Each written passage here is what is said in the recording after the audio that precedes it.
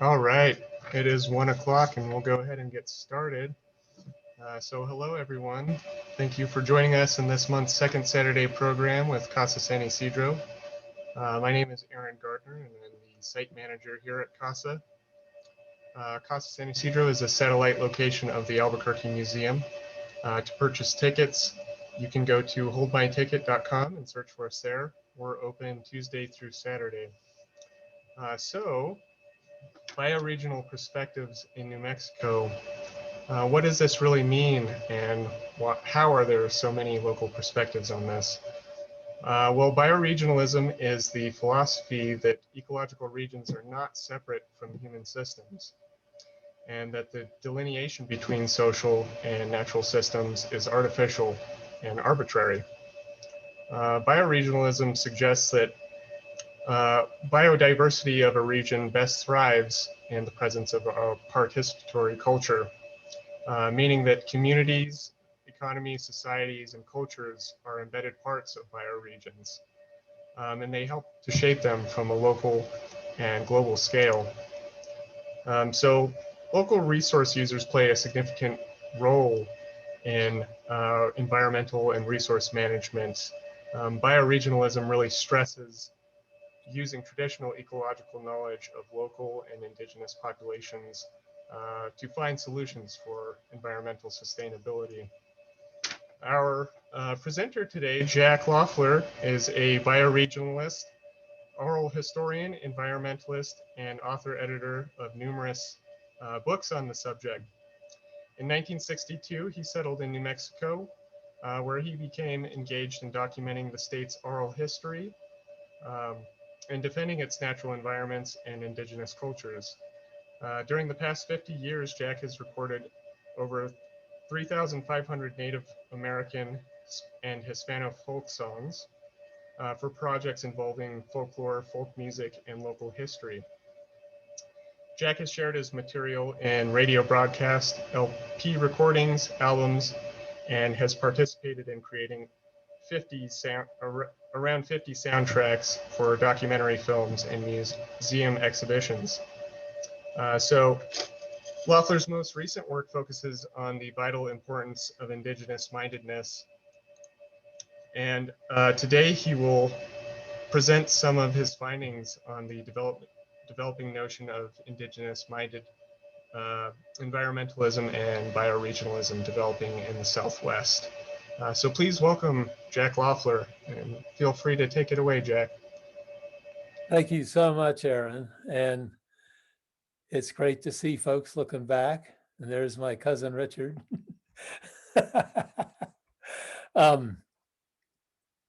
This has been a subject that has been of enormous fascination to me for a long time, long before I ever even heard the word bioregionalism.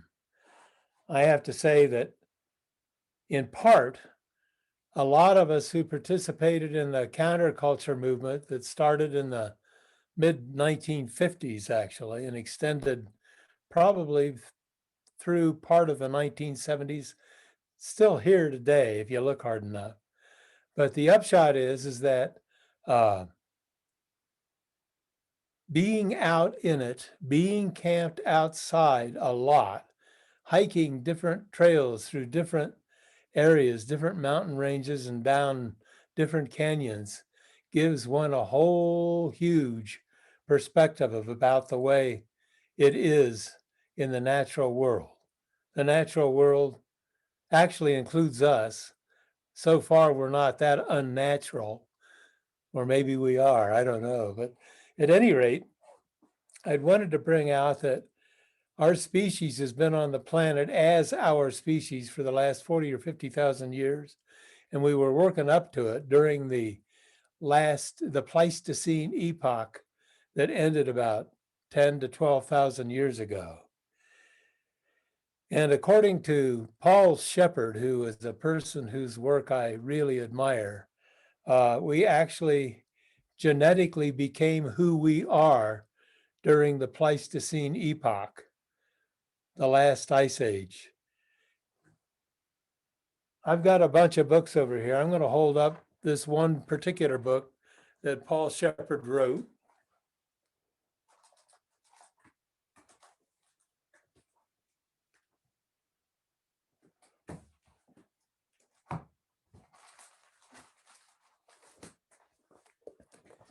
Here it is right here, Coming Home to the Pleistocene. It came out in 1998. I never did get to meet Paul Shepard, but I've met his widow, who's a wonderful person, and she was the editor of this book. But the upshot is that his sense of the beauty of hunter-gatherer thinking and being is very profound.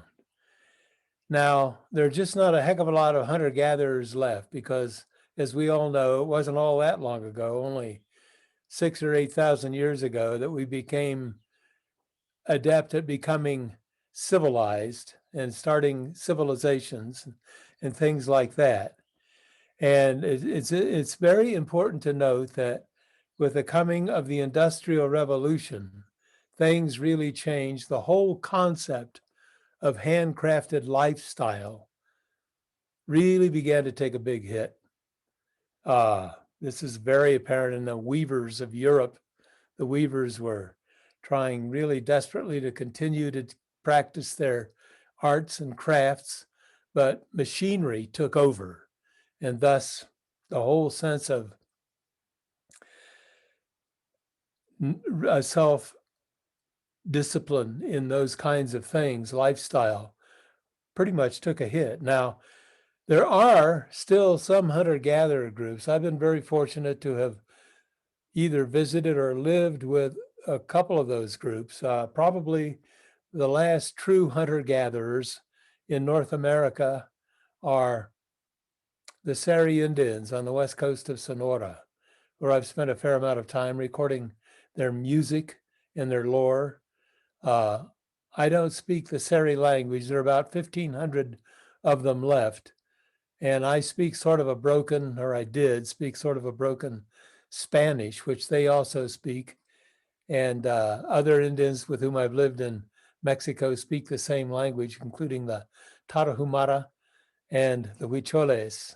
The Huicholes are one of the most beautiful groups of people I've ever lived with. That was back in 1969. I spent a month in the village of San Andres de Comiata in the Sierra Madre Occidental of Western Mexico. And it was during the time of the Huichol Peyote Fiesta. Now, a group of male Huicholes had hiked all the way from their place in the Sierra Madre north into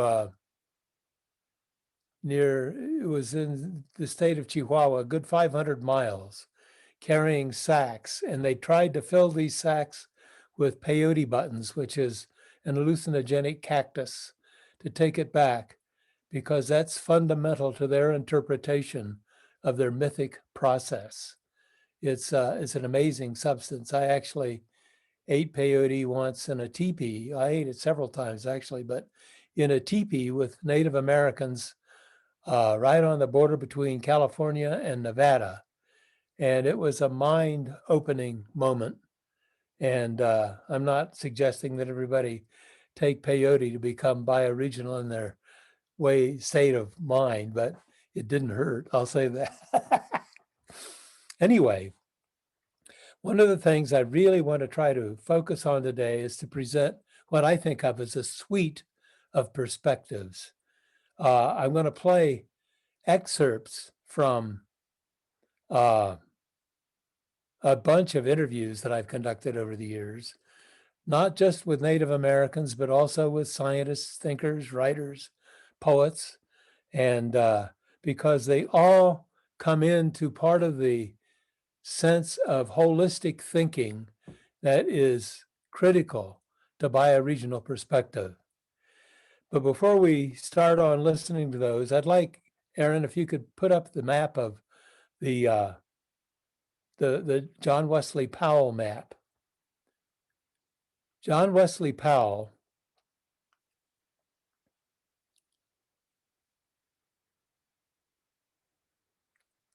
Let's see, I don't see it yet. There it is. John Wesley Powell had this map rendered back in 1889 and 90. He was at that point the second of all time director of the United States Geological Survey, and he was also the first all-time director of the American Bureau, or the Bureau of American Ethnology. And Powell, who'd lost part of his right arm in the Battle of Shiloh when he was fighting for the North during the Civil War, either walked or rode on horseback throughout the entire region that's registered on this map, looking at all of those different watersheds, each of which has a different color and even a different hue of those colors within the major colors. The green one down there on your lower right that looks like sort of a water horse swimming to the west is the Rio Grande Watershed, which passes right down through the middle of New Mexico. The headwaters are up in the San Juan Mountains of southern Colorado, and it extends, actually the Rio Grande extends all the way down to the Gulf of Mexico, with many tributaries running into it, including the Pecos, which you see there in brown. One of the things I wanted to bring up is that red line along the eastern edge of the map, or the right-hand side of the map, is the 100th meridian. And anything west of the 100th meridian is really arid. These are the arid region. This is the arid region of the United States. And to give a sense of how New Mexico fits into that, New Mexico, which is about 121,000 square miles of landscape, has less than 0.2%, in other words, 0.2% of surface water. There is less surface water in New Mexico than anywhere else in the United States. That's followed by Arizona, which has 0.3 about. And so you talk about aridity. And while northern New Mexico may not necessarily be real desert like the southern part of the state is, the Chihuahuan Desert, and then the southern part of Arizona is the Sonoran Desert. Those are true deserts. As a matter of fact, there are 4 major deserts in the North American Southwest: the Chihuahuan, the Sonoran, which a lot of people regard as the most luxuriant, the Great Basin Desert, and the Mojave Desert, which is the hottest. It's where I was stationed in Southern California back in the mid-1950s as a young Army bandsman. I was a jazz musician drafted into the United States Army, and boy, they didn't call me Hot Lips for nothing. At any rate, bad joke. Anyway, I wanted you to take a look at this map because all of those watersheds are inhabited by different cultures. And I've had the great privilege of traveling through many of those watersheds, recording people from indigenous cultures. One of the things that I think is very important to understand is that the notion of the commons is very integral to the notion of bioregionalism. I'll try to build on what I think of as bioregionalism as we progress this afternoon. But if, Aaron, I'd like it if you could go to the image of Garrett Hardin, please. I think it's number 1. This is Garrett Hardin, who in 1968 wrote The Tragedy of the Commons, which some of you may have read. I read it in 1971, I believe, and it completely blew my mind. But basically, Hardin was pointing out that overpopulation is a death knell for any ecosystem. So I'm going to play an excerpt from a conversation I recorded with Garrett Hardin in December of 1984. He's long since passed away, but he had just retired as professor of human ecology at the University of California at Santa Barbara. And I have enormous respect for his thinking. A lot of people take umbrage with it, but he really kicked off a whole notion of concept. So here he is discussing. I had asked him to please describe his sense of having written The Tragedy of the Commons. This is Garrett Hardin.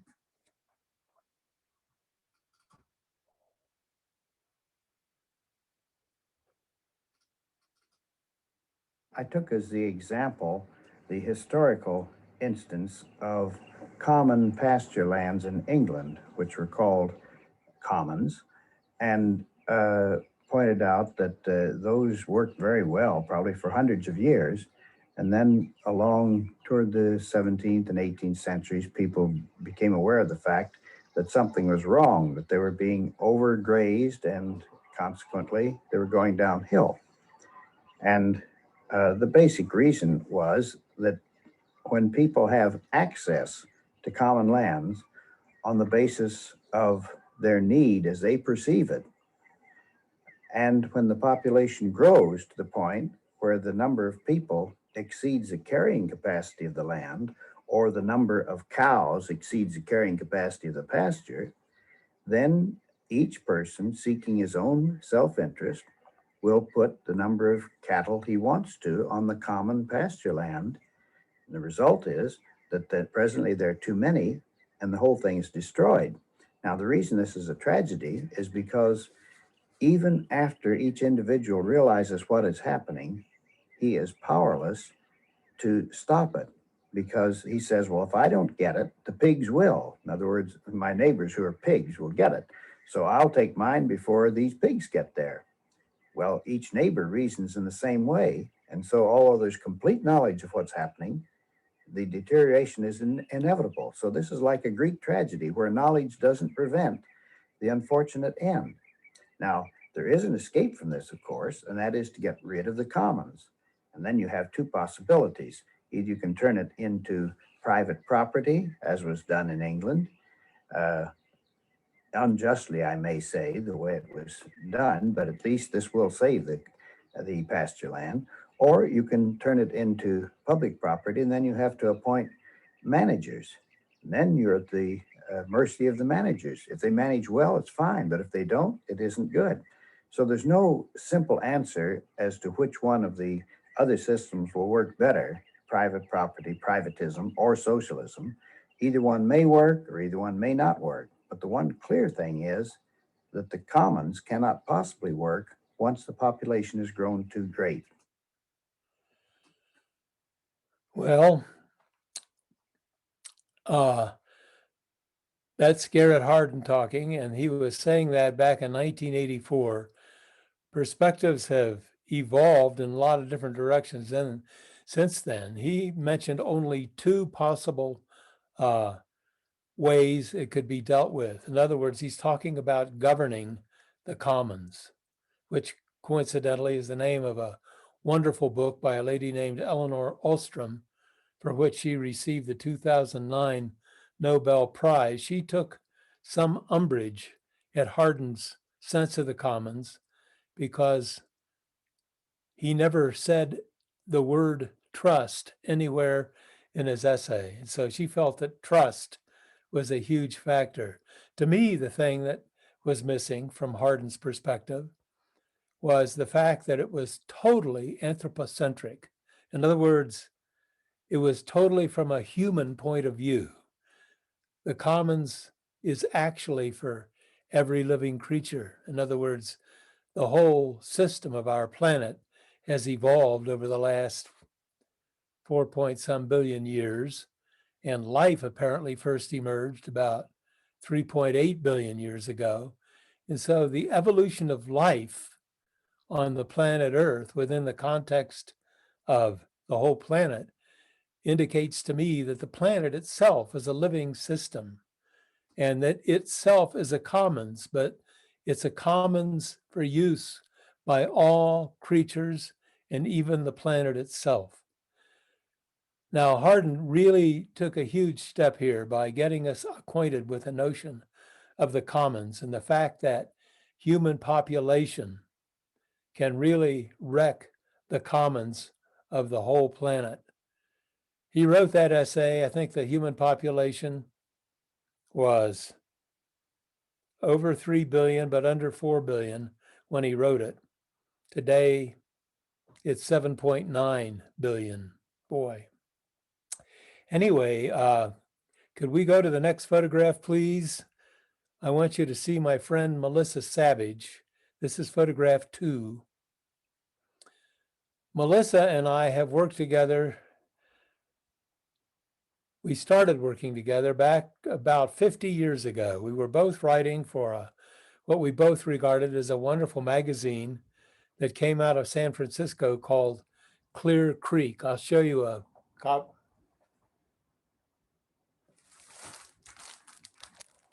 This is a picture of that magazine. It's no longer in existence.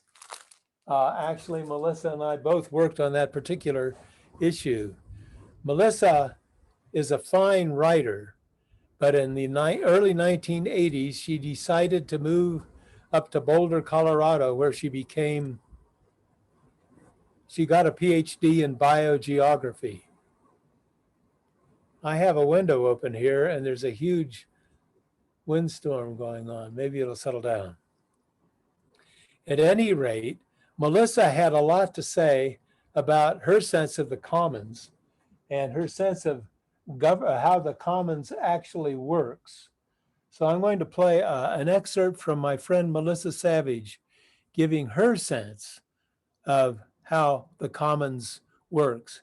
She will also be mentioning the word bioregion in this.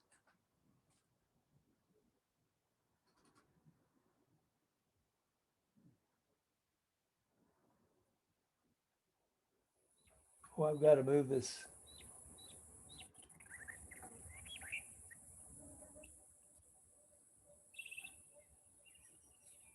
Where the commons works is where people are of a mind about the fate of the environment. And only in the past few years have certain things been talked about broadly. For example, in North America, things like ecosystem services. The recognition, the broad consensus that, oh, watersheds provide something for all of us, that we can't just make private hay out of them because we need them. We need them to be intact. And I'm so impressed with the shift in consensus about what it means to have. I think global climate change has really pushed this into a new gestalt, a new way of thinking about where we are, who we are. Yeah.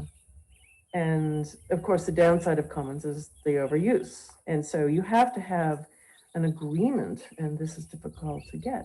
We have an extremely diverse society, and we have a somewhat polarized society, as we all know, politically speaking.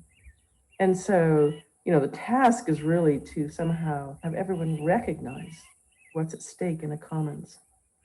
The air, the water, the fact that global climate change is going to completely change precipitation patterns. Talk about natural processes, global climate change is just a natural process. I mean, it's actually happened many times in Earth's history. And it's happening now, but it's our doing. And of course, we have all these institutions, all these common institutions in place based on what's been going on for hundreds of years. We count on it raining X amount for our agriculture. And if that doesn't start to create a better consensus about what the commons is, obviously not North America, not the Southwest, not the region, the globe. The globe is a bioregion. What people do in one place has an incredibly strong teleconnection to other places. Melissa Savage, she's a wonderful thinker. Since she retired from teaching biogeography at UCLA a few years back, she's taking on, or has taken on, the chore of restoring river otters to their natural habitats, not only in the United States, but everywhere in the world, that she can convince people to let river otters be returned. It's beautiful. She brought out that the commons includes the air and the water. My friend Bill DeBuise brought out that it also includes the sounds that we hear. In other words, the passage of airplanes overhead is violating the commons of sound, which is a very interesting thought. Anyway, Aaron, could we please go to, there he is, Daniel Camillus.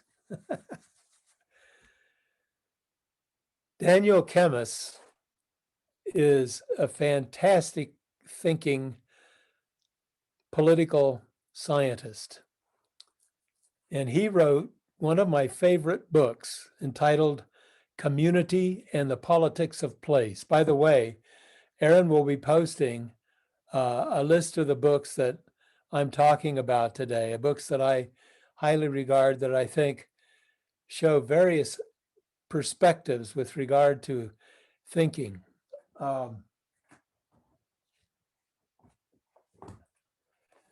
This is Dan Camillus's book. It came out some years ago, and I read it and was knocked out by it. And I found myself back in the mid 1990s working on a radio series entitled The Spirit of Place. I was really interviewing a lot of people who were sound environmental thinkers, most of whom, were Native American people. When I got to Missoula, Montana, where Daniel Camillus was presiding as the mayor of the town, I called him up and asked if I could get together with him and interview him for this radio series. He said, sure, come on over. And so I interviewed Daniel Camillus 25 years ago tomorrow on my 60th birthday. You do the math. I'm going to be 85 tomorrow. Anyway, I wanted to present to you what Daniel Camillus thinks of as a necessary shift in political thinking. And this was 25 years ago, and his thinking has evolved enormously. He has 4 really fine books out. Actually, he was given a humanities award by President Bill Clinton for his thinking and his writing. And he's just a wonderful thinker and somebody I admire enormously. So this is Daniel Camillus talking about new politics. He goes back and alludes to John Wesley Powell, by the way.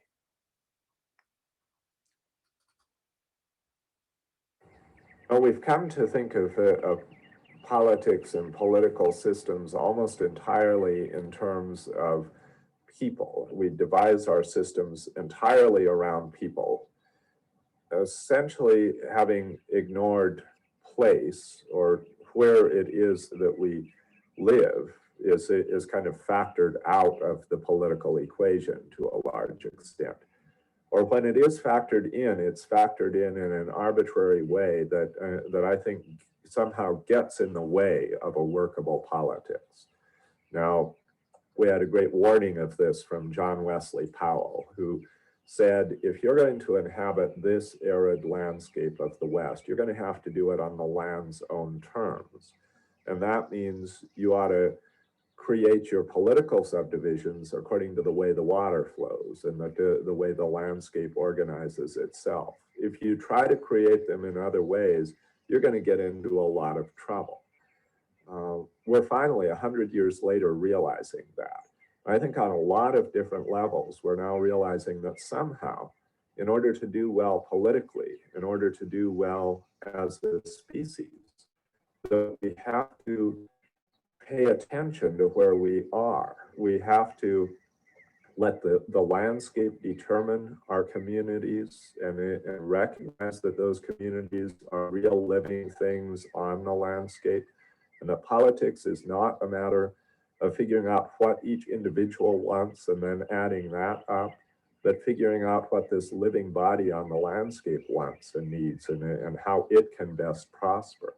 That's a form of thinking that is just very alien to us, but I think now it's become crucial to learn it. He's right on. That particular interview inspired me to think in terms of a project that I did years later, which is entitled Thinking Like a Watershed. I wrote a book, well, my daughter and I did a book. We co-authored and co-edited an anthology about this, and it basically touches a lot on bioregional thinking. Now, Daniel Chemist was not actually using the word bioregion, but he was talking about governance from within the home watershed, which is what John Wesley Powell pointed out was vital, especially in the arid West, in that map that we have. And so, from my perspective, that requires a whole different political perspective than the one that we have right now, which is governing from the top down. What he's talking about, what Chemist is talking about, is governance from the grassroots up, which is, to me, very important. And one of the things that I was thinking, like if there were governance from within one's individual watershed, in other words, I live in the Cañada de los Alamos watershed, which is tributarial to the Galisteo watershed, which is tributarial to the Rio Grande. But we rely largely on groundwater because surface water is virtually non-existent. And so for our water to remain in relative tact, we have to become active within our own watershed and have some system of watershed governance that is at least as important as anything that comes from the state level or the federal level or even the county level. In other words, the way I see this factor, thinking like a watershed, is that any governing body has to come from within the watershed, and the habitat itself has to sit at the head of the table of any governing body. So there, said that. But to me, it's very important to think like that. I want to play a little piece of my friend William Du Bois, number 4, please, Aaron.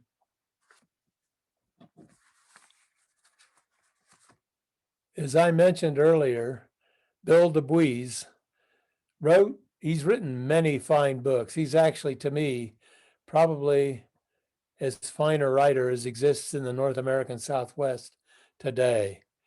But he did a book, the book I mentioned earlier, called Seeing Things Whole, the Essential John Wesley Powell, which is a terrific book because it puts one in touch with thinking like Powell thought, which was closer to a realistic politic than anything we've had going for a very long time. Powell basically lobbied vigorously before the United States Congress for governance from within the watersheds, primary governance to come from within each of those watersheds that we saw on that map. And Congress shot him down because already so much of the American perspective was focused on turning habitat into money, which became the basis for the capitalist corporate system, which is what prevails today, which can't last, not at the rate we're expending it.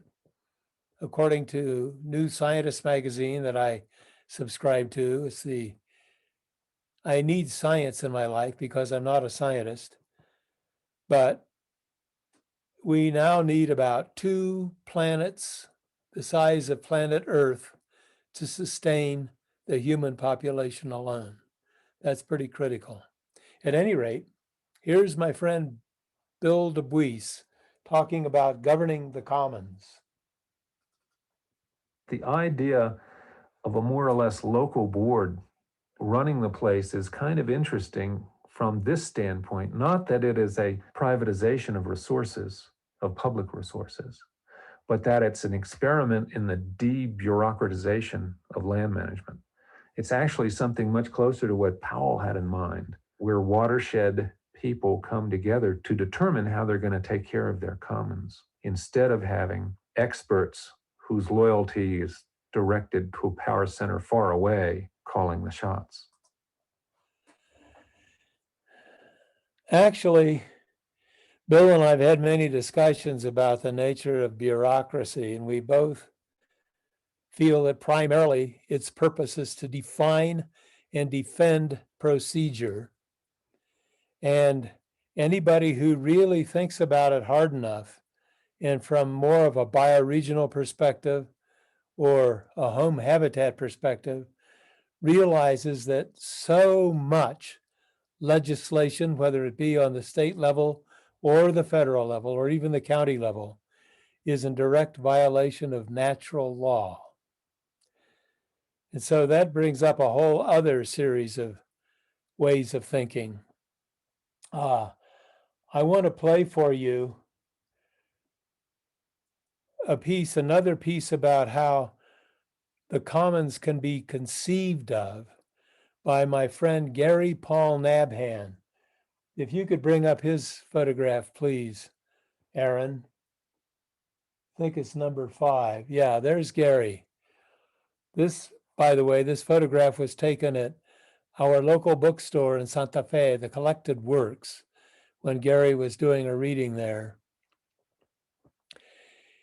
Gary was trained as an ethnobotanist. Shortly after he got his PhD, he was awarded a MacArthur Fellowship, Genius Grant. And he really is smart, I must say that. But Gary really does understand a lot about food and a lot about indigenous cultures and indigenous mindedness, indigenous thinking. And to me, he's one of our foremost American bioregional thinkers. Actually, he's taken a huge cue from a mutual friend of his and mine, a man named Gary Snyder, who will play here in a little bit. But Gary Snyder talks about bioregionalism. Gary Nabhan, I think of them as the two Garys I know. Gary Nabhan here will talk about the commons as they provide food and stuff like that. This is about 4 minutes, but I think it's worth listening to the entirety of what Gary has to say.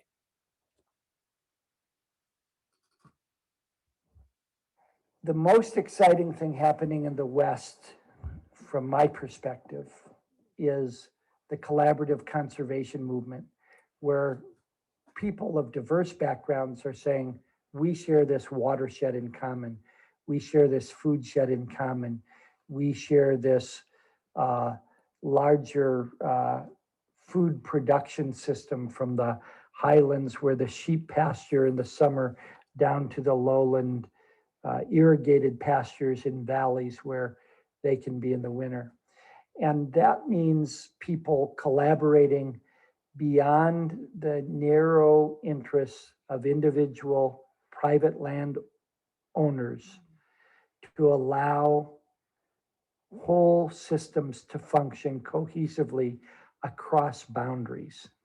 And to some extent, I think what we'll see in the future is what some people are calling now landscape labeling or branding of foods from a watershed or food shed that are grown sustainably along with the fiber from there, the timber from there, and that watersheds where communities come together to embrace the same stewardship principles will get a premium for their products, whether it's beef or vegetables or timber or fuel wood, because urban consumers will be willing to invest more in that land stewardship and the ecosystem services from that landscape, rather than just paying for the product like beef or cucumbers or firewood alone. And so what I see is that over the last 20 years, we've seen incredible innovation in how people farm and ranch, and that individual families have demonstrated means of sustainability in different habitats all over the West. And yet many of their neighbors have not had the capital, knowledge, skills, interest, or public support to move in that same direction. So many of the key innovators, I think back to Peter Van Dresser in your area, that were talking about these issues 30 years ago, have not seen their neighbors embrace these same practices.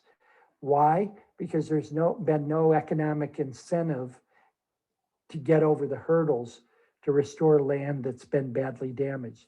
And that only by having a sense of the commons, that the wealthier landowners and the poor landowners with the more damaged land pool their resources to heal the weak links, to strengthen the weak links in their wildlife corridor or in their food chain. Can we bring the whole system up to the quality and integrity of stewardship that we see from Valere Austin or from Sid Goodloe or from Dan Imhoff or from Dennis Maroney or these other great innovators that we see in the West right now? That to some extent, as long as we say, I'm only concerned about the stewardship on my piece of private property, the whole health of the watershed will still be imperiled. When we embrace returning the entire watershed to its ecological health and mobilize financial as well as knowledge resources to do that, then there will be lasting benefits from the kind of innovations that we've seen emerge over the last 20 years. He said a lot there. One of the key phrases that I enjoyed was how people became mutually cooperative. Neighbor helping neighbor, helping neighbor. Some people are in better fiscal or otherwise circumstances than other people, and the whole thing comes together. For example, he mentioned a man named Sid Goodloe, who is a rancher living in southeastern New Mexico, who took his cue when he bought his ranch back in the mid-50s. It was totally laid waste. It was overgrazed. It was just in terrible condition. And one day, Sid was out on his horse riding his own range, and he saw a petroglyph that had a picture of a fish and a picture of a beaver carved in rock by earlier Native American peoples who lived in the area. And that got him to thinking that the dry gulch that ran down through the middle of his ranch used to be running water. And so he started really ecologically soundly thinking in terms of what's going to restore that water. And he took out a bunch of juniper trees, which is harsh in its own way, but junipers take an enormous amount of water. And he began to clear away stuff that shouldn't be there. He claimed that he had to burn cholla one winter for his firewood, dried up cholla, which can be a huge factor. Where I live has a lot of cholla.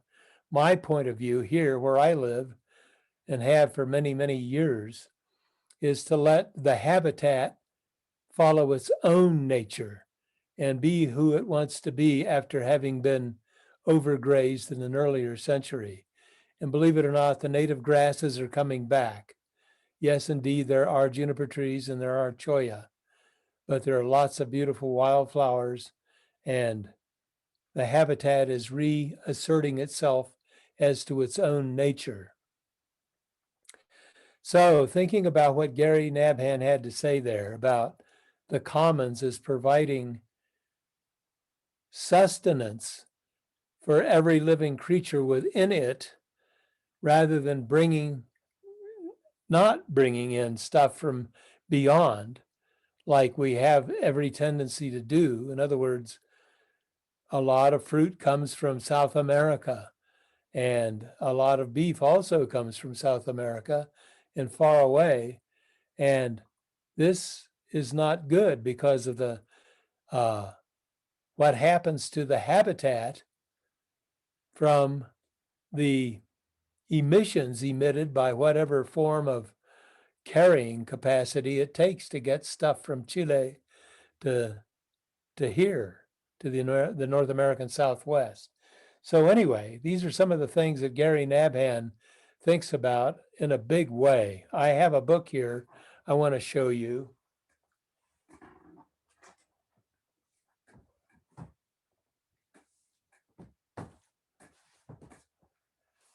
This is a wonderful book that Gary Nabhan wrote. It's called Cultures of Habitat. Cultures of Habitat. And it's on the reading list that Aaron is posting. Gary Nabhan is a really good man and a great friend. Okay, Aaron, I wonder if we can go to photograph 6, please.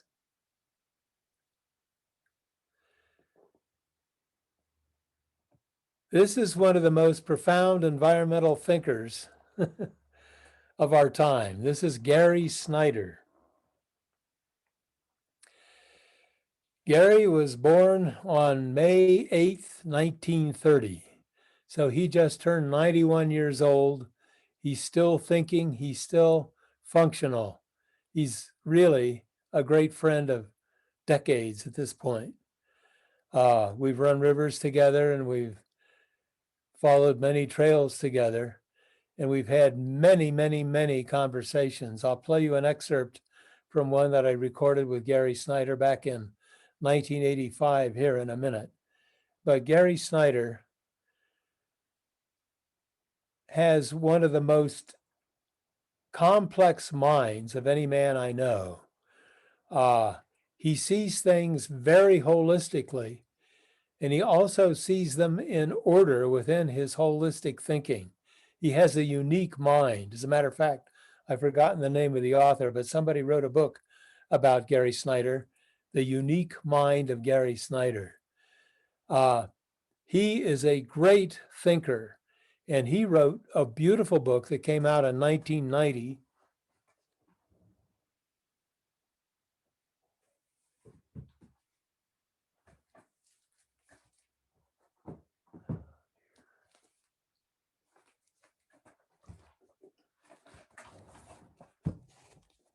This book right here, it's called The Practice of the Wild, originally published by North Point in 1990. North Point was in San Francisco then. But this book has beautiful chapters on both bioregionalism and understanding the commons. And I look to it as one of the most important books in my library, and I highly recommend it. I've read it several times. But at any rate, I'm going to play for you an excerpt from a conversation that I recorded with Gary. Imagine that Gary lives in an area on his own land. I think he has about 90 acres, surrounded by national forest on the western aspect of the Sierra Nevada mountain range. The altitude there is around 3,000 feet. And he lives deep in the woods. And has lived there since 1971, I think, 50 years. And so he takes his bioregional cue very largely from where he lives. This does not mean that he's not been a world traveler, but he's had a tremendous life history. He was early on influenced by Native American cultures up in the Warm Springs area when he was a lumberjack up there back, I think, in the early 1950s. And his mind is just totally wonderful. I have to play this for you because this actually, after all of the hundreds of interviews I've ever conducted with anybody, this remains to me the very best definition of bioregionalism. And this is Gary Snyder.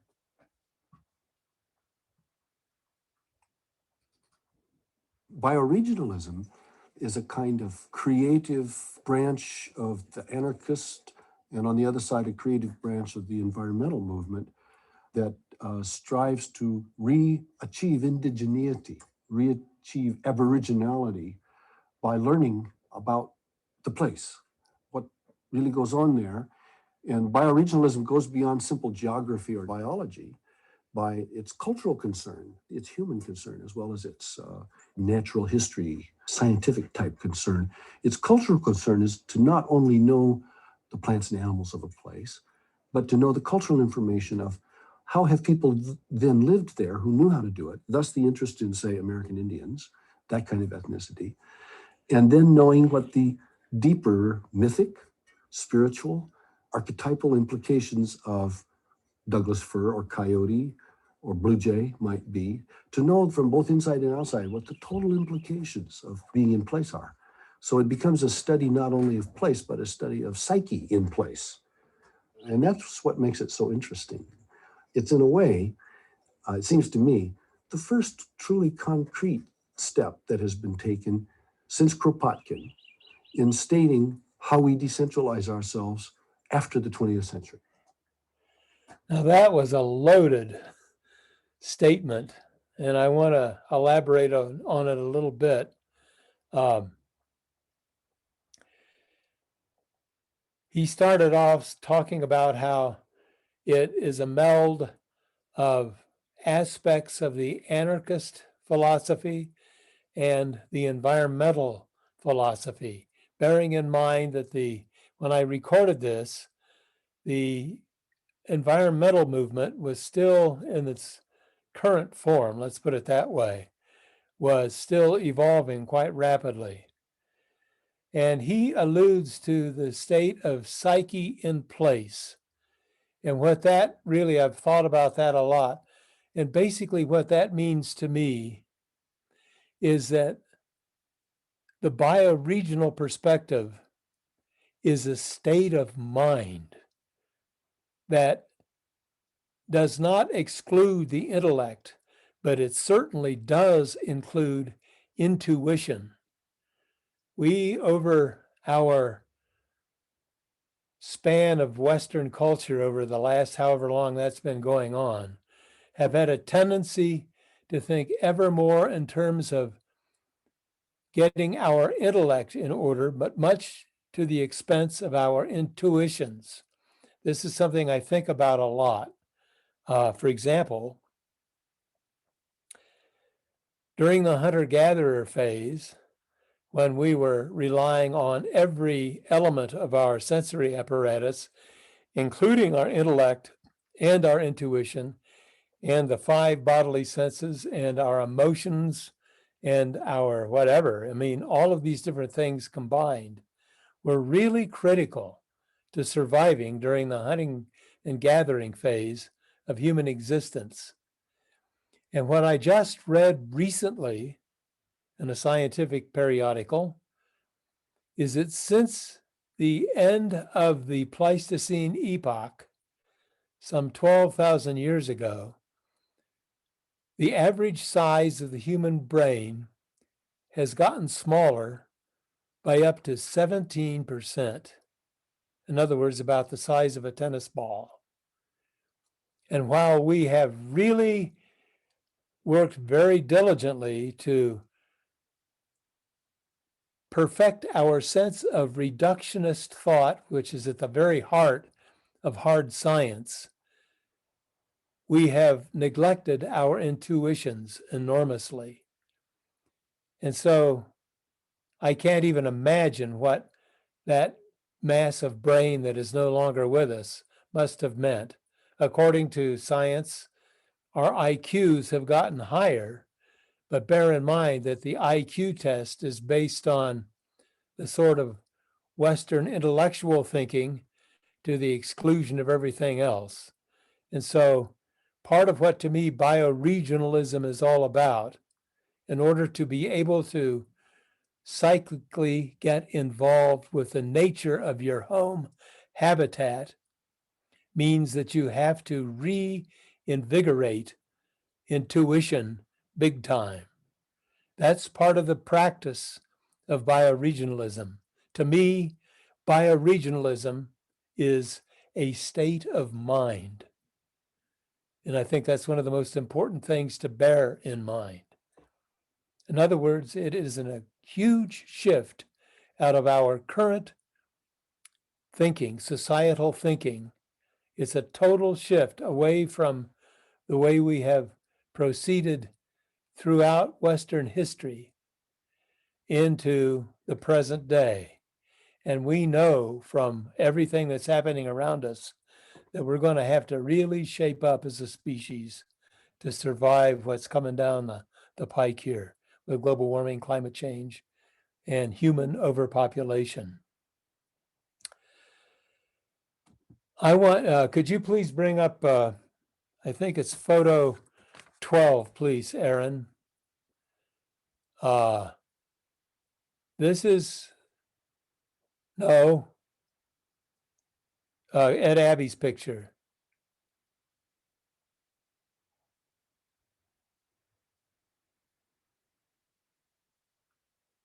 Nope, we haven't got it. There it is. This is a photograph. The guy on the right is my late compañero, my late best friend, Ed Abbey. And the guy on the left is me, close on to 40 years ago. My hair is even whiter now, and there's far less of it. And that's the way it goes. But at any rate, the reason I want to put in Ed Abbey here is that Ed Abbey wrote a book that came out in 1968. It's entitled Desert Solitaire. And this is one of the great books in American literature. And it was fundamental to the evolution of the modern environmental movement. To me, while Gary Snyder is very much a godfather to the counterculture movement that began in the late 50s and extends even into the present, although in highly disguised form, to me, Ed Abbey is the godfather of the radical environmental movement. And one reason I wanted to pair both Ed and Gary side by side is that they also have been two of the primary, if not the two primary, American anarchist thinkers of the 20th century. Now, anarchism, we'll get to that in a minute, but I wanted to play a piece that I recorded from a conversation between Ed Abbey and me that I think we did this on New Year's Day back in 1983. Ed and I had just come out of a camping trip and hiking trip in the Superstition Mountains of southern Arizona. And we decided that it might be a good idea for me to record some of Ed Abbey's perspectives. And I wanted to mention something here. When we went camping, which we did dozens of times, actually we figured out on Ed's deathbed, we figured that we'd hiked together the equivalent of the breadth of the United States, a good 3,000 miles in the course of our friendship. But what it boils down to is that Ed said to me many times that he felt that it took at least 10 days, a minimum of 10 days out in it, in order to be able to get your head into what the habitat was really telling you. In other words, to become wilderness conscious, so to speak, to have that aspect of consciousness that he longed for every day of his life. And so have I. I've got to say that. That's one reason we went camping together over throughout the American Southwest and for up to 2 weeks at a crack, much to the dismay of our wives, at any rate. I want to play this excerpt from Ed Abbey,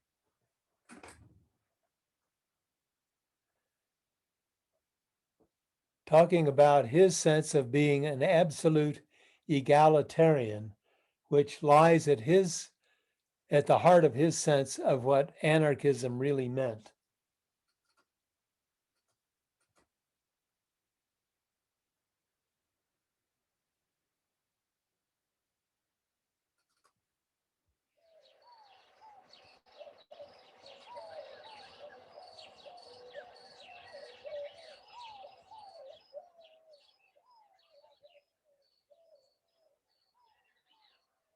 By virtue of being alive, we deserve to be respected as individuals. And I'm saying that that respect for the value of each human being should be extended to each living thing on the planet. Our fellow creatures, beginning with our pet dogs and cats and horses.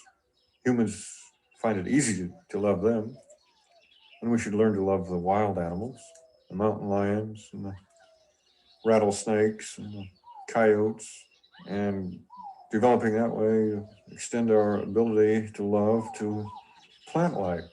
I think a tree, a shrub, deserves respect and sympathy as a living thing. And I can go beyond that to the rocks, to the air, and to the water, because it's all part of the whole. It's all part of a whole. That's what it is. It's a living system. And Ed got that from just being out in it as much as he got out in it, which was every chance he got. And boy, I so respect that. But Ed also, between his book Desert Solitaire and his well-known novel, The Monkey Wrench Gang, he really invigorated the modern radical environmental movement, which is still happening today. And when you combine the perspectives of the writings of Gary Snyder and the writings of Edward Abbey, you get a very clear philosophical perspective that is based on where many of us think we need to be headed, which is into a state of decentralized governance.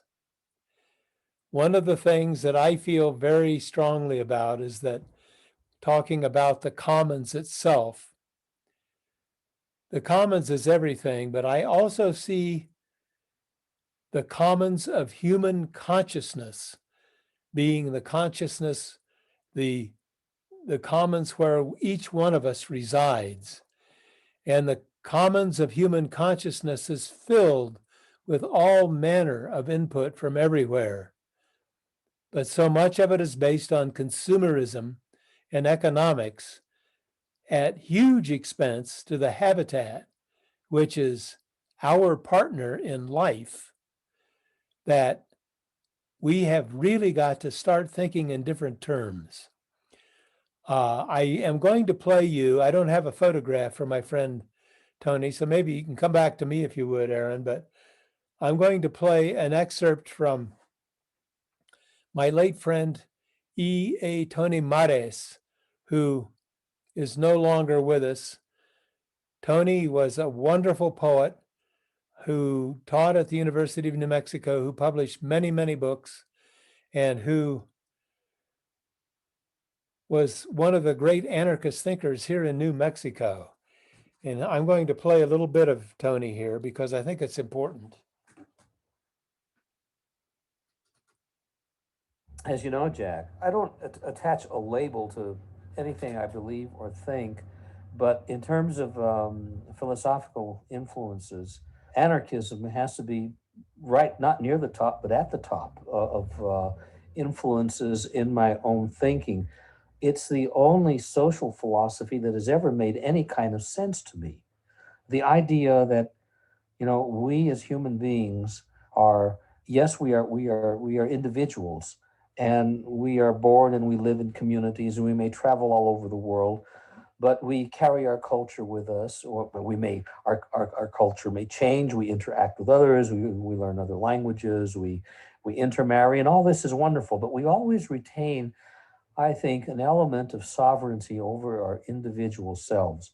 And I have always had difficulty understanding the need that apparently many people have to make icons out of other human beings, to consider a person somehow to be special because he's a president or a senator or a king. That has never made any sense to me at all. And in that sense, I share very much the anarchist tradition. And I've always admired people like Peter Kropotkin and Bakunin and other anarchist thinkers such as Emma Goldman, for example. I've read her autobiography cover to cover, and I highly recommend it as just plain good reading for anyone. It reads like an adventure story. Tony was a great thinker and a great friend. I really miss him enormously, but he alluded to three anarchist thinkers there from earlier from the 19th century into the early 20th century. He mentioned Mikhail Bakunin, who actually fought at the barricades, and he mentioned Emma Goldman, who was a wonderful thinker, and also Peter Kropotkin, who to me was perhaps the most profound anarchist thinker of all time. Kropotkin was born into the Russian nobility and decided not to be there anymore. And he actually went off to university and became a world-class geographer and biologist. And he spent many years mapping mountains in Siberia. He was armed with Charles Darwin, and he watched wildlife, and he wrote to me one of the greatest books from that period, which came out in 1902. My edition is 1908. The name of the book is Mutual Aid. And basically, the last page of the book states that from Kropotkin's perspective,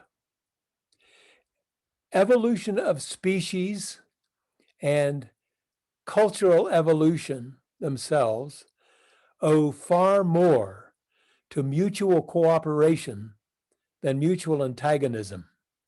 And that became the foundation for his brand of anarchist naturalism. And he inspired a lot of people. I know he inspired Ed Abbey, and I know he inspired Gary Snyder. He certainly inspired me. Ed Abbey wrote his master's thesis entitled Anarchism and the Morality of Violence, which I have here in my desk. And one of the 5 anarchist thinkers that he cites very strongly is Kropotkin. So that's a name that might be worth looking into. The next person I want to play an excerpt from, I don't know how many have heard of Fritjof Capra. Fritjof Capra wrote a book that really became a big hit back in the mid-1970s entitled The Tao of Physics. The Tao of Physics. Fritjof gained his PhD in quantum physics in Austria back in the 1960s. Quantum physics is a pretty hefty subject to really get into. And after he published that book, he shifted out of quantum physics into a deep, enduring study of ecology, of ecosystemic thinking, of biology and became a world-class ecologist and biologist. And also, to me, a fantastic systems thinker. To me, that's one of the most important aspects of what Fritjof has contributed. He wrote a book that came out in 2014.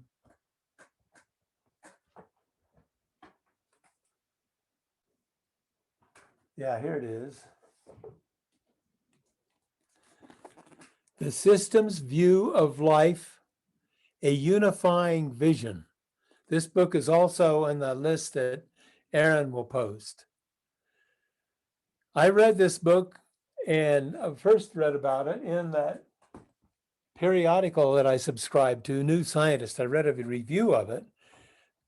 And I had known Fritjof from many years earlier. He came by my house back in the late 1980s, and we had a very wonderful conversation.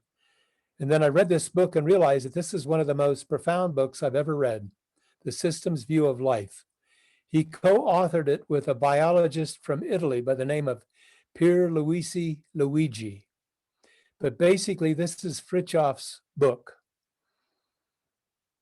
I was so impressed with this book that I contacted him when he was living in Berkeley in 2014, flew out there and conducted an interview with him. And I'm going to play an excerpt from that interview. And then I want to talk a little bit about that kind of thinking for just a minute.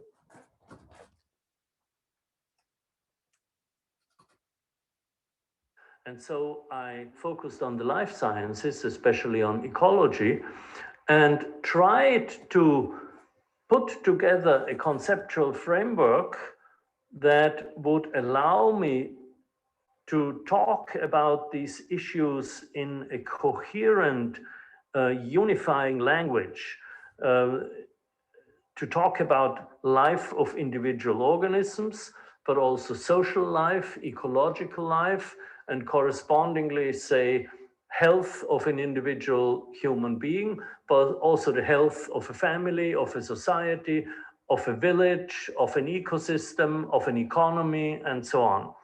And it was only in the last 5 years or so that I completed this synthesis, and this is my latest book called The Systems View of Life. This refers to a conceptual revolution which is related to the conceptual revolution in physics, but occurred in the life sciences, where people have also discovered that you cannot represent or think of living organisms as machines composed of elementary building blocks, but have to see them as inseparable networks of relationships. We have also discovered that the planet as a whole is a living, self-regulating, self-organizing system. Accordingly, the human body as a machine and the mind as a separate entity have given way to a conception that sees not only the brain, but also the immune system, the bodily organs and tissues, in fact, every single cell as a living cognitive system. So cognition and life have become intimately connected. Now that was pretty dense,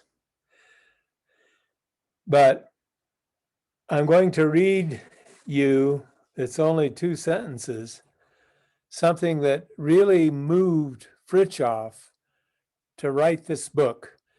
And he took a huge cue from 2 Chilean biologists named Humberto Maturana and Francisco Varela.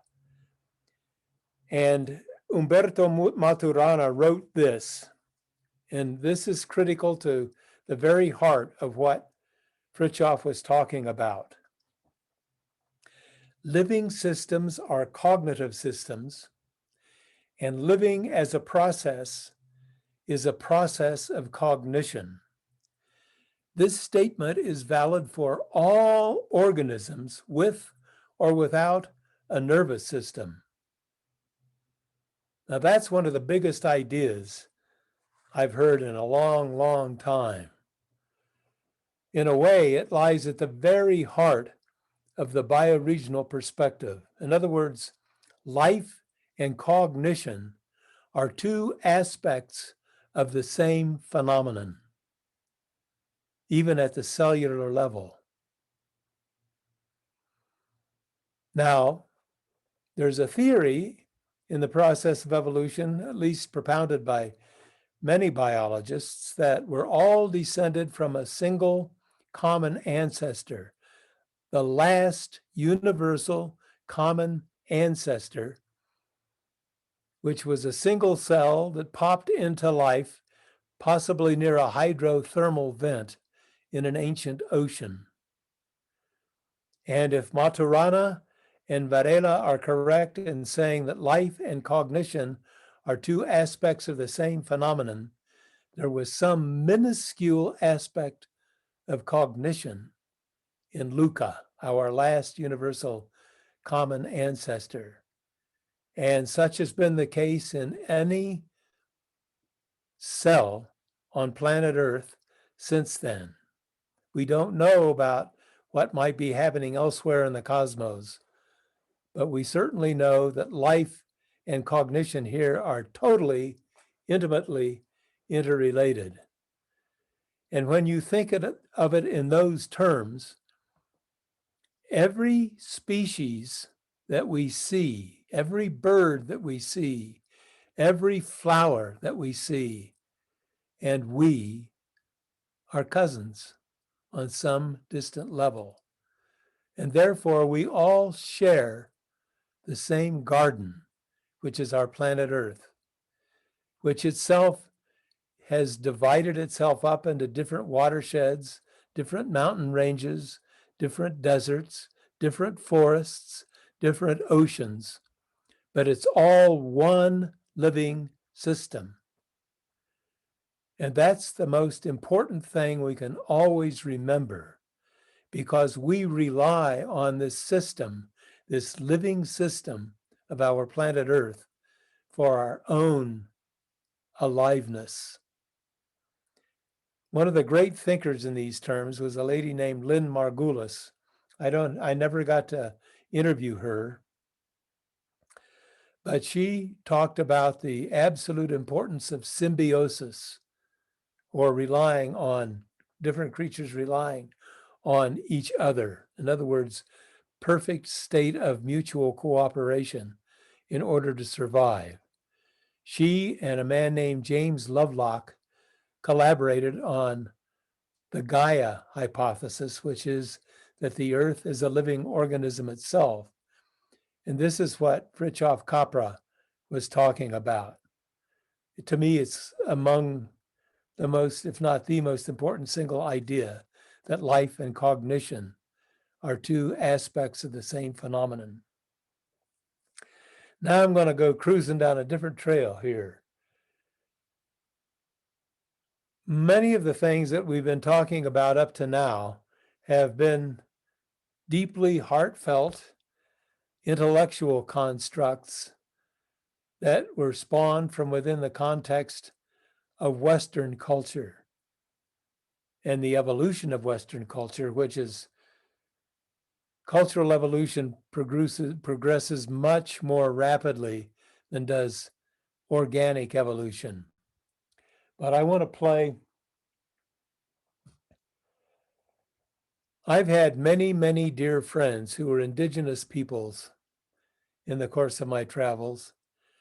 And the lady who I'm going to bring up next is truly one of the best friends I've had in this lifetime. She's no longer with us, having passed away on October the 30th, 2015. Could you please bring up Rena Swensel? Photograph, Aaron, por favor.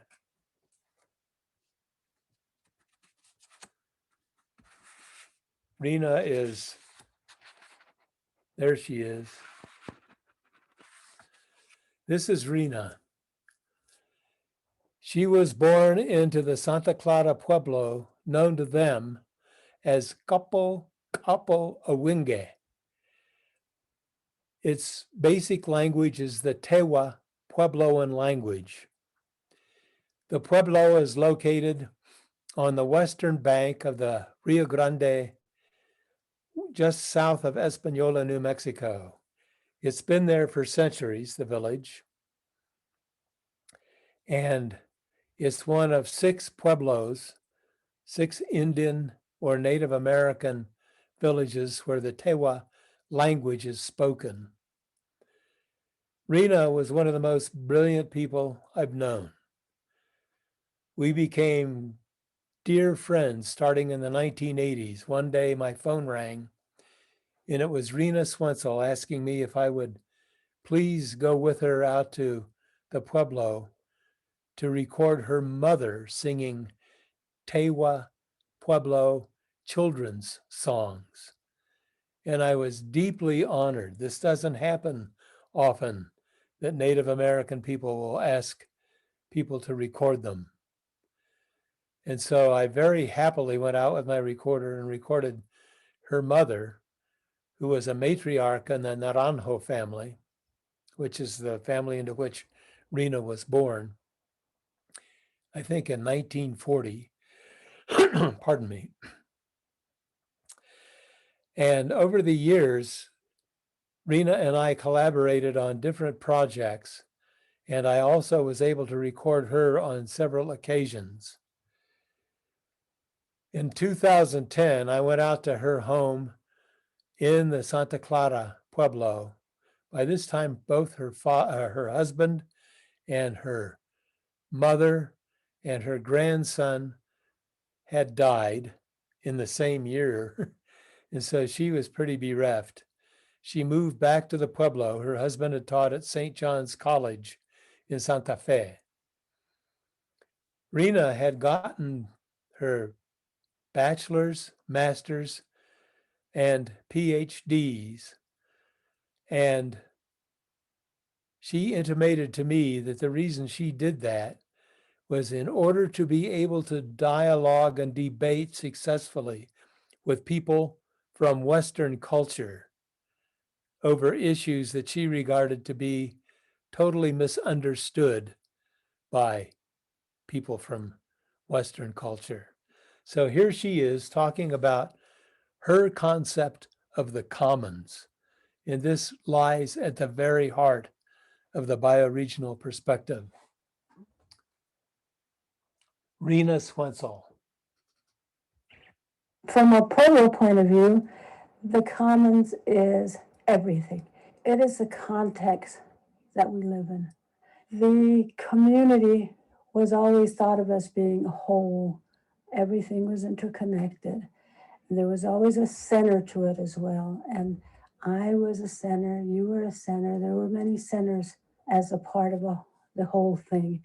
With the Pueblo, there are so many simultaneous things that can happen at once, which is all part of the commons, I think. There are so many things that go on at the same time. The wind is blowing, the water's flowing, and we're actually walking around and talking, and it's all part of what we all share. In that Pueblo context, then, the focus was always, what is it that surrounds me all the time? But the primary thing is that we felt that it was the earth, the sky, the clouds, the wind, and that incredible term that we have, for me, says it all. It's the po, wan, huh, the water, wind, breath. That connects, it moves through our entire world in such a way that it connects everybody and everything. That becomes the commons. In the Pueblo, it really was that thing that swirls around, that blows, that moves, that creates that sense of commons. It's the ultimate of what is common to every living being. With the trees, with the rocks, with all of that, that makes our life what it is today. Boy, is she right on. She was one of my great teachers in this lifetime. Rena really opened up to me so much of what the Puebloan perspective was. And I really I'm so grateful to her because it opened up a whole other way of perceiving the relationship of a human being to one's home habitat, which is the heart of the bioregional perspective, the relationship between the individual and the habitat, as well as the individual culture that the individual lives in at the same time. In other words, the purpose of this whole drill is to try to rearrange our cultural coordinates to see ourselves as members of habitat, as having been spawned by the planet Earth, itself a living system.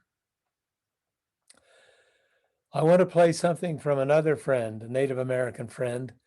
Maybe we can go to Roy Cady, the Navajo gentleman. No, there. Yeah. Roy Cady, an amazing fellow human,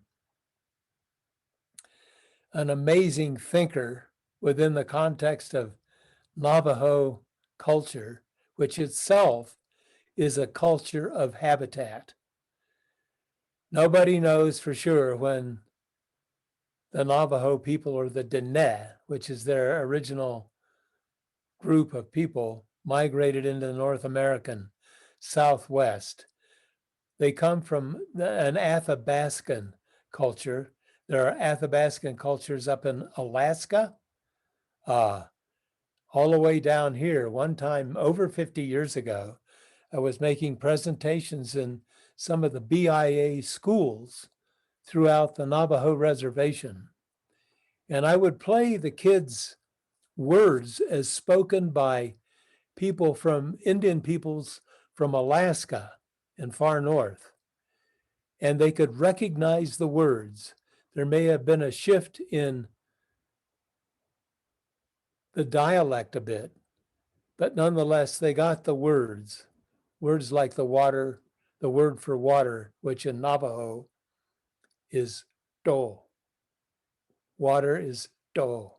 And many places on the Navajo reservation have that word do in the name of them because it's a place where there's water. And as I said, between us, New Mexico and Arizona are the two driest states in the United States. At any rate, one day I was out visiting with Roy Cady. This is probably over 20 years ago. And I wanted him to please let me know where his thinking was really coming from. And he said, well, to do that, I need to take you to the Hogan, where I was born. In other words, the structure, the living structure where Roy was born, probably 50 years ago. So we climbed in his four-wheel drive and drove over a particularly rocky two-trail road, 28 miles, to a bluff that was overlooking part of the San Juan River, which is one of the most beautiful rivers to me. Actually, it's the most beautiful river to me. It was the first one I floated starting back in 1971, and it was the last one I floated about 10 years ago when there were just so many of us on the rivers anymore that I decided the river didn't need another person. So I gave my raft away, and that was that. But getting back to Roy Cady, he is a wise man. He is a very spiritual man. And when our daughter and her husband were married in 2013, Roy Cady performed the wedding ceremony. So he's a very special person to all of us. This is Roy Cady talking about the nature of his homeland. In our offerings, in our prayer, we always start with the beautiful language. May it always be beautiful. And that's why you name the 4 directional mountains, because that's where we acquired the language. And that's why we go to these mountains and we make offerings to them on a yearly basis. To the east, we have Cisnachin. And when you say the mountains in your offerings early morning, when you say Cisnachin, you're saying, in beauty, may you surround me with a protection of a rainbow belt to protect me on my track, my daily track, or in life. And when you say Tzotzil, which is the South Mountain, Mount Taylor, you're saying, also give me the beautiful language of turquoise, to give me the ability to communicate what I have to communicate today. May my words be beautiful. Our West Mountain is Dok-o-Slid.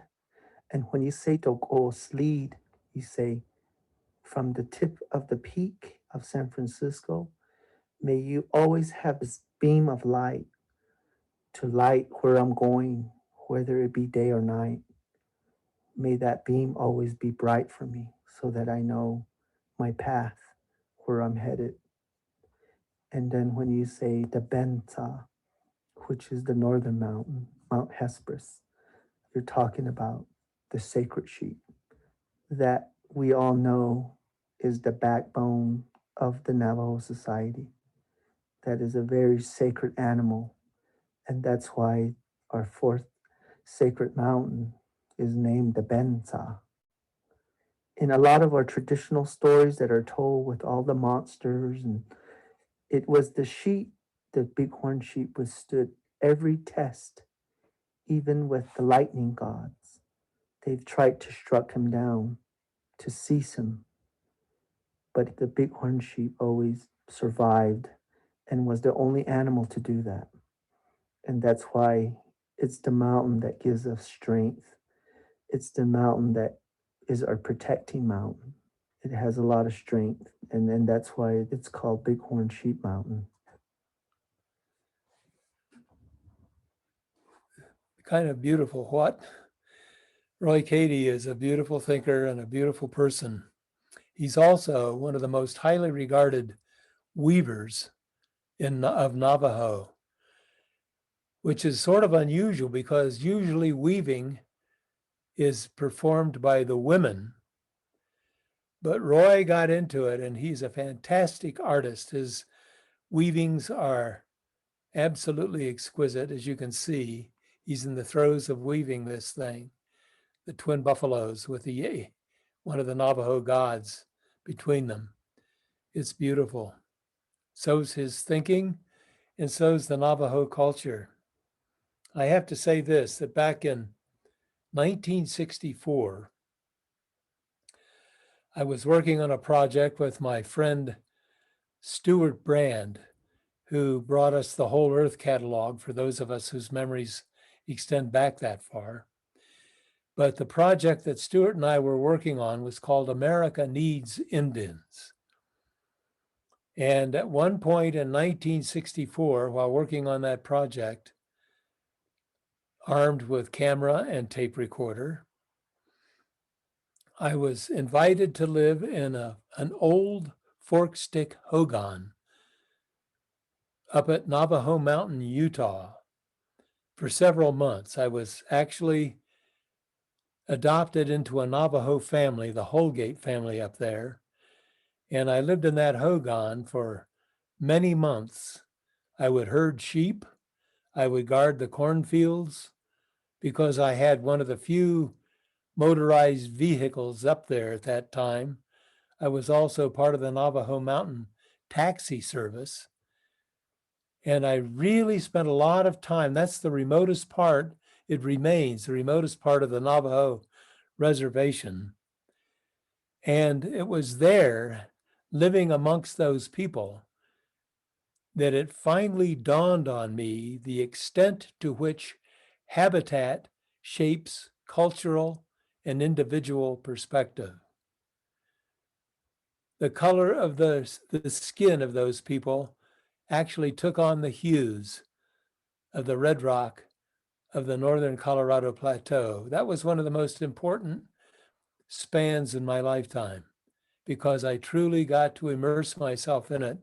I realized at the time that unless one is born into a culture, one can never understand much more than an inch deep of it. But I was amongst those people long enough that I got to understand aspects of it in a big way. And it was truly one of the most important times of my life. That set me up actually for the rest of my life because ever since then, I've been wandering around amongst traditional indigenous peoples throughout the American West and Mexico, recording their perspectives, their songs or stories. And it's been my education, the best one I could have ever gotten. Not something I could learn in college and didn't. At any rate, could we go to Lillian Hill photograph? I think it's 8B, Aaron.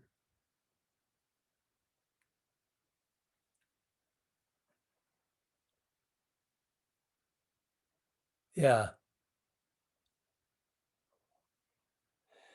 Lillian Hill is a Hopi lady. I took this photograph probably close to 20 years ago. I met Lillian when she was taking a class from Gary and Paul Nabhan, who appeared earlier on in this presentation. And I was playing recordings that I had made of different Native American peoples and music and things like that. And she came up to me after class and said, I want to do what you're doing. And so along the line, I was able to secure a pretty hefty grant from the Ford Foundation. And one of the parts of that grant, which was to me about the most important part of it, was to be able to procure recording equipment and accompanying tools and gather together a wonderful group of Native American people and teach them the fundamentals of recording and archiving sound and also editing sound on the computer. And so I did that for quite a while. The other components of that grant included producing a radio series, producing a book, and something else. But one of the things that I did was hire my then UNM daughter. She was going to the University of New Mexico, and I hired my daughter to transcribe or actually digitize my entire recorded collection up to that point. And so I tell people that these days it takes a Ford grant to get your kid through college. At least it did for me. Anyway, Lillian Hill is a traditional Hopi woman. That's her husband, Jacobo, and their twin daughters, who are now probably in their 20s. But Lillian Hill is truly one of the most gracious fellow humans I have the honor and privilege to know. So, Lillian Hill. Within the songs that we learn when we're really young or that we're exposed to, a lot of these songs talk about the relationship that the earth has to the clouds or that the clouds have with different animals and things like that. And one of the ways that we describe the earth is the earth as a woman or as our mother.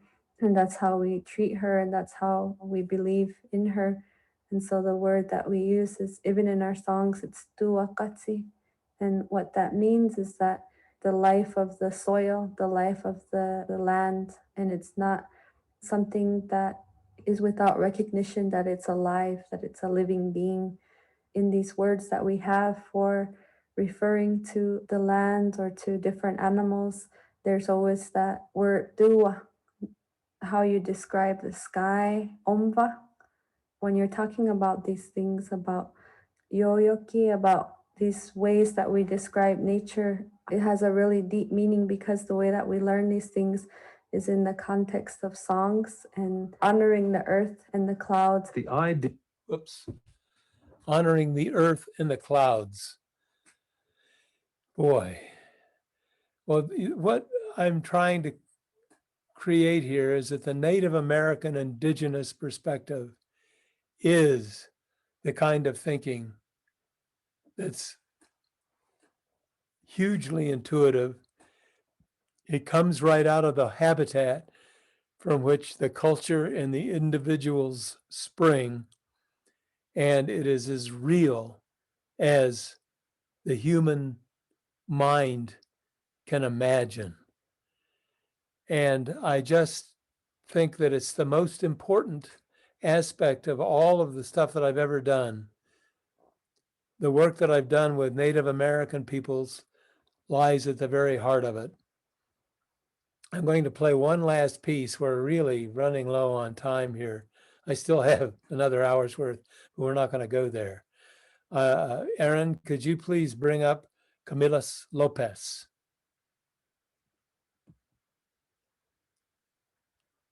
He's further down. There, that's Camillus.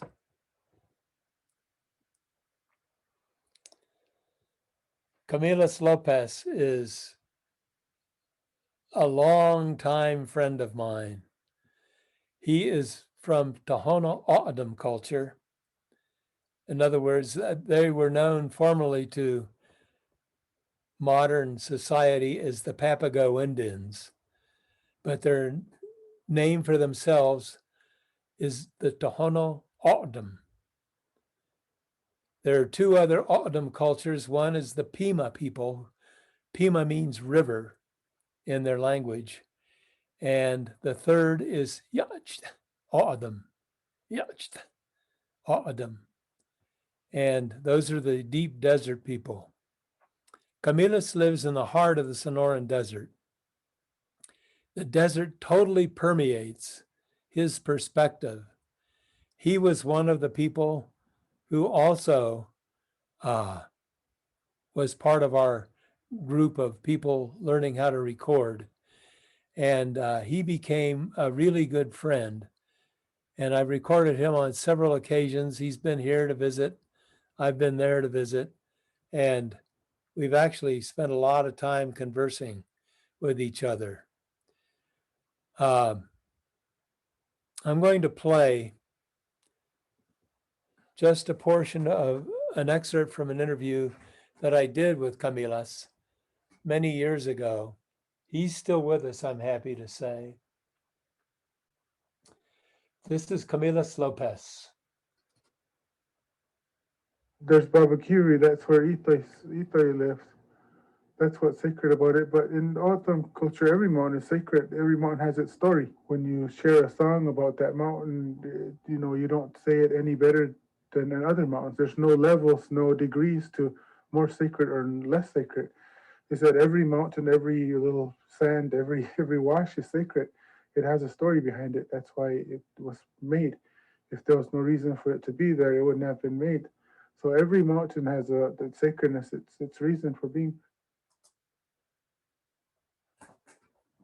Everything is sacred. I have another piece I could play from Camillus, but we're running very low on time here. But I wanted to say that in my most recent book, this one, Headed into the Wind, in that front part of the book where you have a saying, I included this saying from Camillus Lopez, which to me is one of the greatest pieces of wisdom I've ever heard. And it lies at the heart of what people think of as bioregional thinking, bioregional perspective. And I'm quoting Camillus Lopez. If you look at nature and can't see yourselves in it, then you're too far away. So if anybody has any questions or comments, now's the time.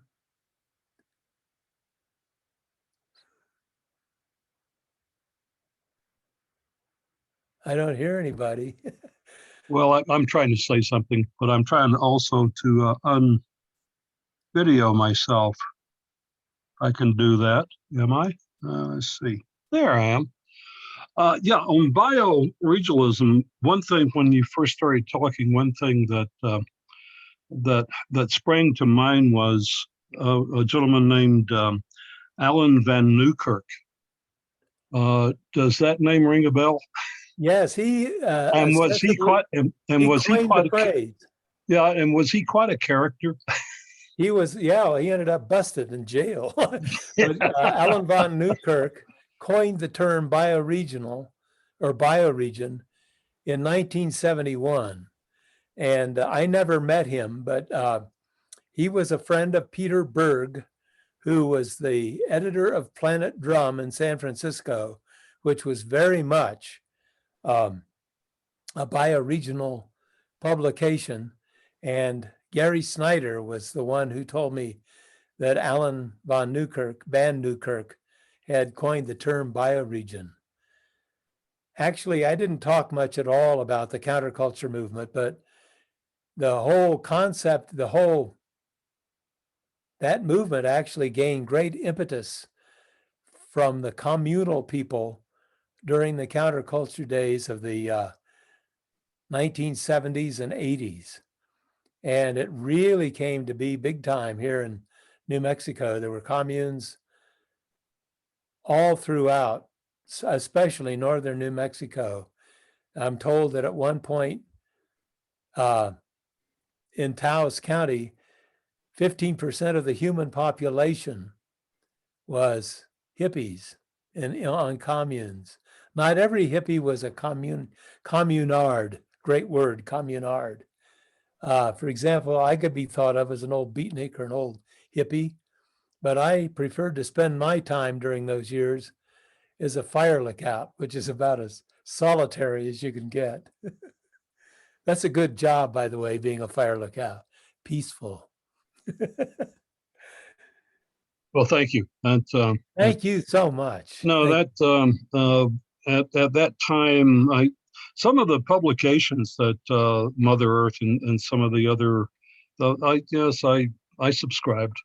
I'm not a youngster anymore myself, but I was intent on finishing up architecture, and actually my minor, which I really went into, was city and urban and regional planning.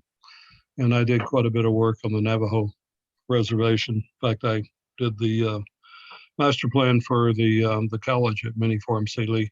Wow.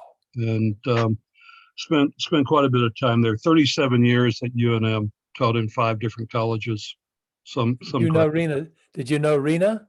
Well, I do know the Swinsells, yes, and I have a wonderful photograph of the current one holding her foot that she has as a necklace, and it's a miniature foot, and I can't bring it up on the screen right now, but she's a delightful person. Yes, I do. That whole family, to me, they're about the most brilliant family in America. I know 4 or 5 generations of them, and they're just fantastic. But Rena actually got her PhD right there at UNM in architecture. And but that's terrific. I've spent many days and nights right there at the college that you did out in Navajo. It's great. Was it the one at Lee? It's an interesting story because I was working at an architectural firm at the time, heading their planning section. We did housing at many farms and also in Tisnos, Chinle, kind of all over. Always interesting doing a presentation. That was during the Raymond Nakai days, and doing a presentation at of the Tribal Council at Window Rock. Quite frankly, I was giving a presentation on that. We were doing another recreational study at Black Rock, which never came to be. But the dam would not hold water, and so therefore they could not do the recreational area that they wanted to. But I remember a Navajo medicine man coming into my office, and I was trying to organize the planning for this college, and somewhat unique. I'd already done the one at Gallup for UNM's Ranch College, but which is based on Hawiku. But anyway, the medicine man, I couldn't get him to talk to me. And I was saying it was conceived to start with a, quote, medicine hogan at the center of the campus. And I was trying to get an idea about what dimensions that they wanted. And he just would not talk to me. And I finally said, okay, well, this is what I have envisioned. And it's going to be about 45 feet across, and we'll have, at least to the walls, we'll have about 10 feet, and then we'll do the crypt roofing above that. And I'll put the door to the north. Guess what? He started talking to me real quick. He sure did. Yes. But yeah, that was interesting. What it evolved into is the administration building is the octagonal shape in the center, and then with radiating circles going out.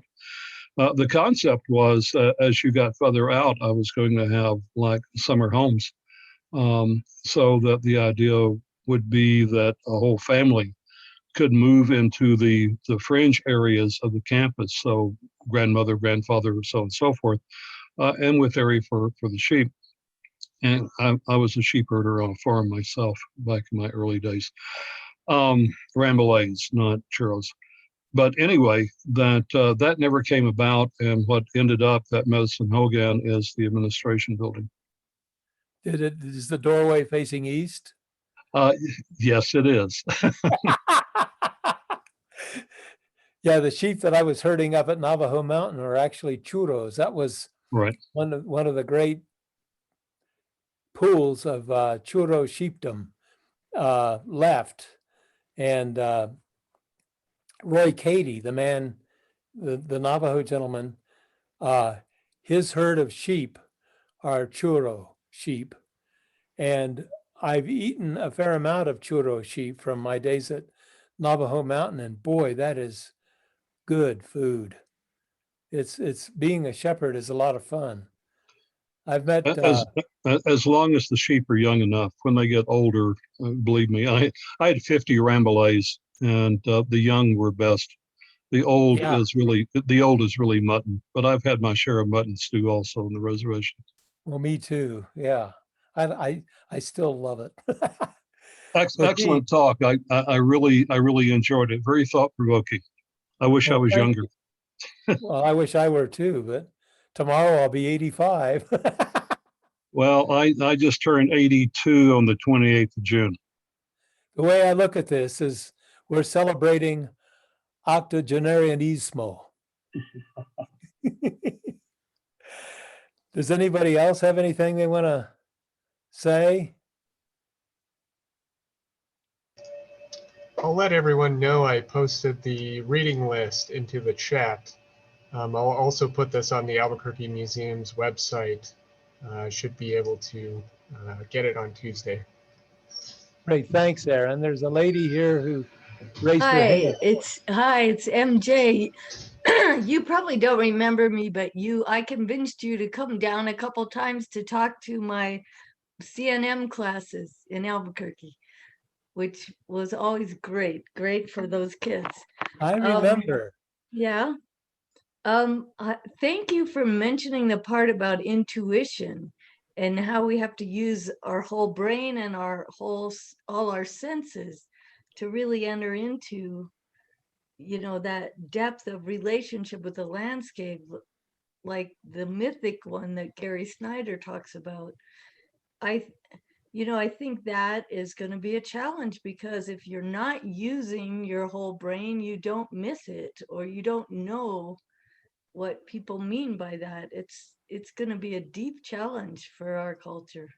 Well, it sure is. And that's one of the things that when I ran across this article, 2 articles actually, about the decrease in human brain size between hunter-gatherer days and presently. You know, a tennis ball size hunk of brain I has know. got to have a lot of stuff going in there. And we still have such a, you know, it's very common, even though not politically that correct anymore, but it's still very common for people to have this gut level assumption that we are the advanced culture and not the hunter-gatherers. But and I don't think people realize how much has been lost of how to take in information in a different way besides the objectivist, rational, reductionist way, which is also important. Science is also, our kind of science is also important, but native science takes in information in a both careful observation and relationship. You know, it's goes deeper. It goes so deeply that I think of it as indigenous mindedness.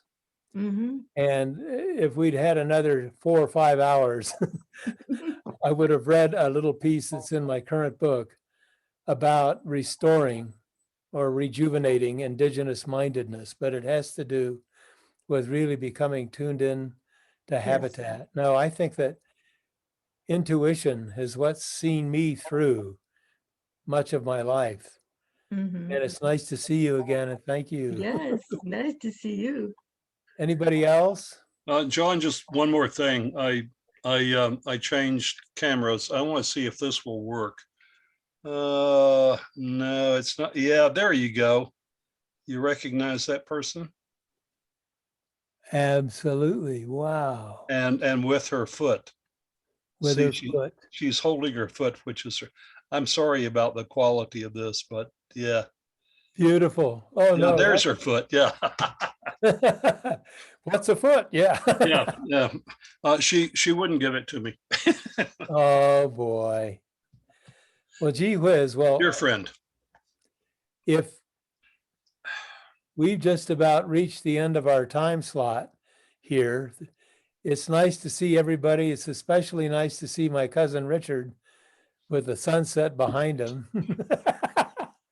And gee whiz. Richard, by the way, has spent an awful lot of time out in Navajo country with, you know, really working on environmental projects for the last 40 odd years. So it must run in the family. Well, look, everybody, I want to thank you all so very, very much for great hat. Thank you so, yes, thank you, Jack. We appreciate you being here with us today. That was an excellent presentation. We will make sure that this recorded presentation is posted on the Albuquerque Museum's website. It should be available on Tuesday. And if you have any questions for Jack, his email is on that program guide. Thank you so much again.